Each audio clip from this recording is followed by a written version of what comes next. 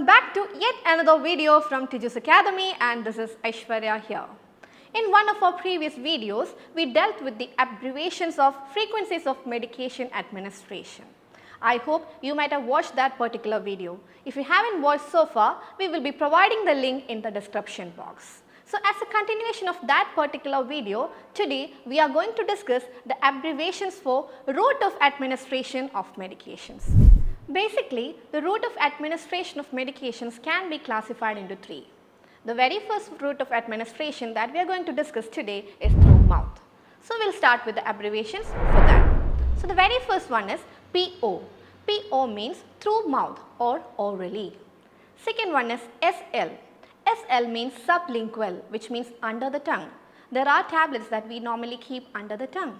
The third one is BUCC, that is buccal, which means between gums and cheeks. And the fourth one, that is NPO, which means nil by mouth. We are not taking anything orally when we are nil by mouth. Moving on to the next route of administration, that is through skin. So the first one among that particular category is IM. IM means intramuscular.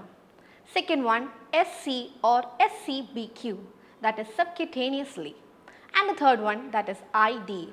ID means intradermal because that is through the dermal layer. Now let's see the third route of administration, that is through veins. So the first one among that particular category is IV. IV means intravenous. Second one, that is IVPB. IVPB shows intravenous piggyback. We are using piggyback way of administration when we want to administer something through a separate IV line. And the final one among this particular category is IV push.